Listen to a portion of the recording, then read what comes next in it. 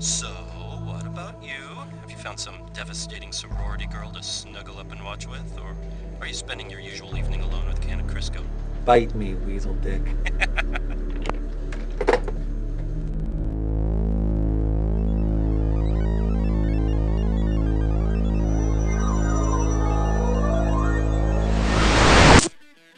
Greetings, ladies and gentlemen, and all other wonderful people who have stumbled upon this video at this point in time. My name is Kallestofeles, and today we shall be taking a look at the sequel to the original Phantasmagoria, originally named Phantasmagoria 2: A Puzzle of Flesh. Was it as hilarious as the first one, and did it leave me with some good memories of it, now that I've completed it? Well, let's find out. Running all the jam on PC platform as always, using wine, you know it.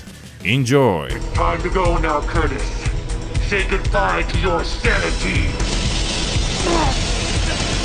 Okay, so before we begin, it is highly recommended that you have a look at the video I made regarding the original Phantasmagoria, as I will be directly comparing the two a lot, and without reference point it might be a bit weird for you to follow along. I shall leave the links in the description below.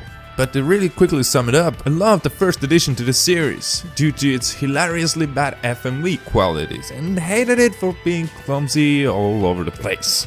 Right, so regarding the story of Phantasmagoria 2, it has no relation at all whatsoever with the events which happened in the first game, which I think is a good thing, as there really wasn't any story to go from. It's not like the last one ended with a huge cliffhanger or anything. No, all the loose ends were tied up nicely this time around, and we get a new character, a different set of events, which are segmented into 5 chapters in total.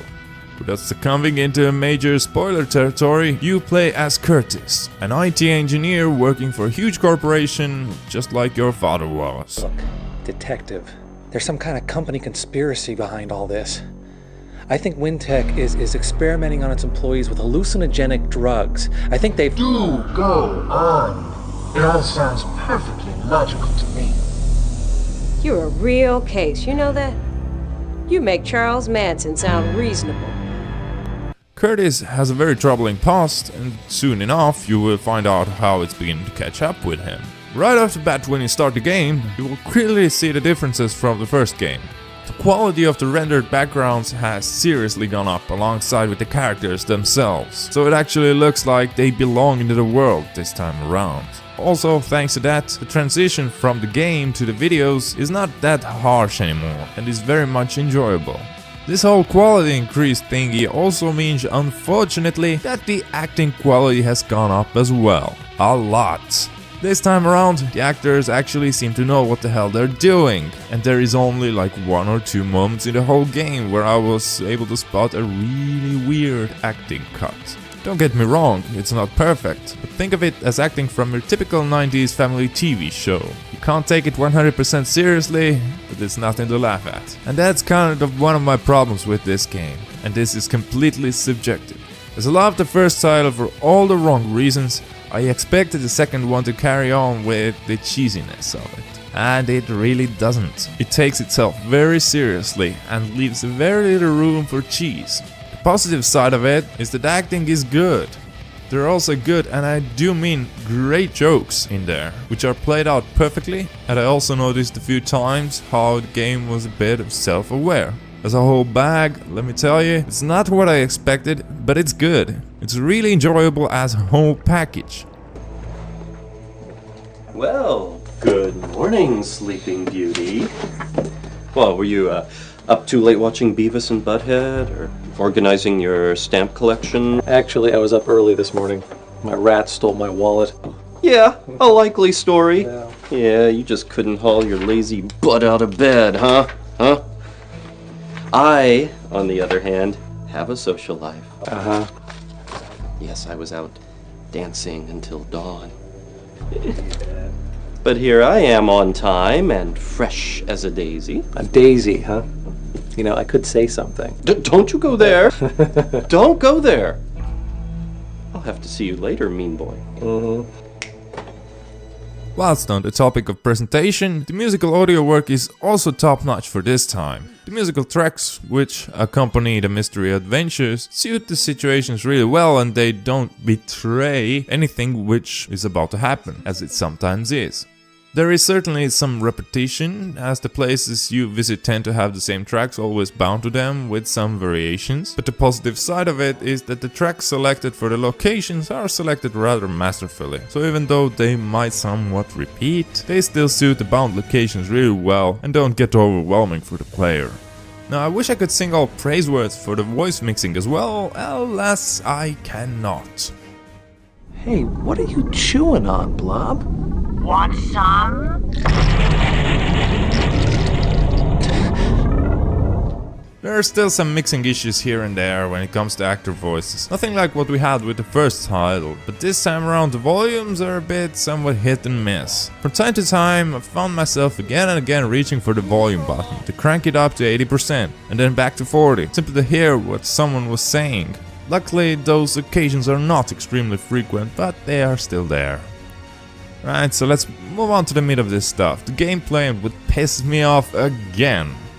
I'm happy to say that in comparison to Phantasmagoria 1, there has been some progress with the general puzzles of the game and the whole flow of it. Yet, it is still not perfect. We don't get infinite amount of mirrors to look at and chairs to sit on, thank God. And now, once you have actually exhausted the options on an item, you simply cannot click it anymore. Those are also very welcome changes, and the devs should be praised for implementing them. Also, one extremely important change is that now you can actually replay the scenes which have already played out in the chapters. This means that if you accidentally click through or skip the cutscene which contained important plot information, you can actually just replay it in the menu. This is extremely handy and can be used even when you just want to refresh your memory on some topic in the game. That, however, is pretty much where the praise ends and the storm begins.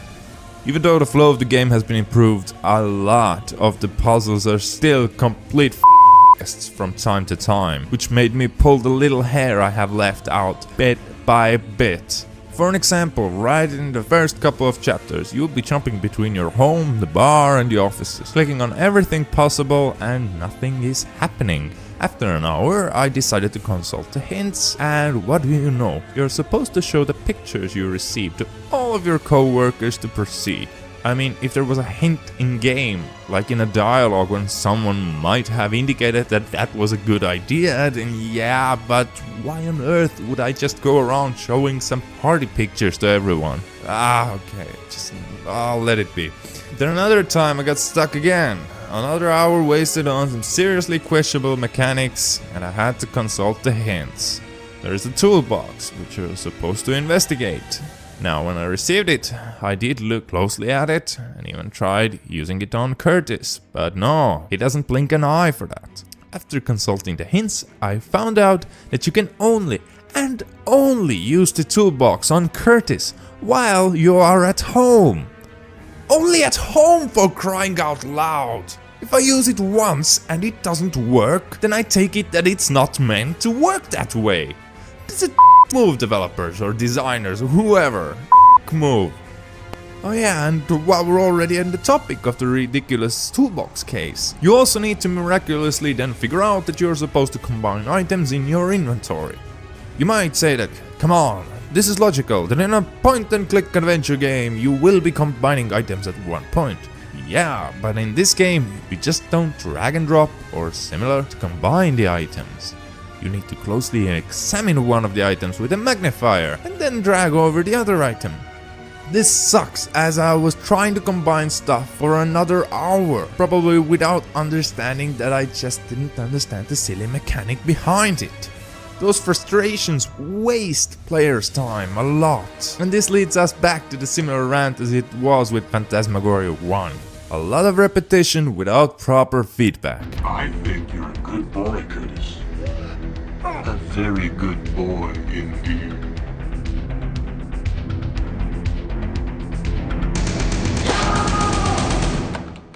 To be honest, this time around there is feedback. Way more than what it was with the first title. But some weird puzzles make you run around like a headless chicken, feeling all tiring repetition, which was just one of the biggest issues with the first title. Sure, if you want to keep a walkthrough next to you and just breeze through the story, then it's all good. But if you wish to go through it with your own brain, then it's definitely better than the first game, but it still has some issues.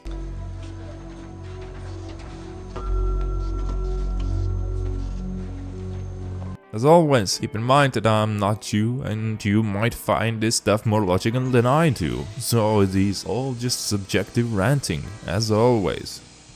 Right, so now that I've blabbered enough about it, it's time to wrap things up. So what do I think of Phantasmagoria 2? Get out of here. I just want to have a drink with my friend. Just go through. I said get out of here. Hold Well, if I were to give some sort of awards to it, then it would get 2 from me. Firstly, the game has one of the most annoying police officers in it that I've seen in a while. She would get the Annoyance Award. Just take a look. You are purely unbelievable. What do you think you're doing here? I work here, Detective. I'm not trespassing. I just happened to leave some notes on Tom's desk. That's a load of shit, Craig. You're not just a creep. You're a really bad liar. Now tell me what the hell you're doing here before I arrest you. Detective, you have to listen to me. I don't have to listen to Dick. If I find one shred of evidence on Ravel, if I find one of your hairs, one of your goddamn cells, I'll have you flash fried. Are you deaf or stupid? Oh, and just for the record, who gave you this information? Space aliens? Get out. Get the hell out! Fine, but I'll be back, you son of a bitch. I'll be back to nail your ass to the wall. And the second award would go to the brave developers and designers who decided to keep in nudity and sex scenes during the 90s. Yep, you'll see boobs and condoms on multiple occasions during your playthrough. Nothing hardcore though, so it's not your replacement fix for a porn site. But with all honesty, the improvements are great over the first title. If you get a chance to play it, then please do. It's dirt cheap on GOG.com and definitely money well spent if you're after murder mystery point-and-click adventure games. It's just a pity for me personally that the bad cheesy acting is gone from the second title, though the game was enjoyable thanks to good acting, great jokes, immersive story and good enough gameplay. When I currently check on GOG's website, Phantasmagoria 2 costs €5.69 and Phantasmagoria 1 costs €9.49. There's also a combo pack available for both games, which costs €12.38.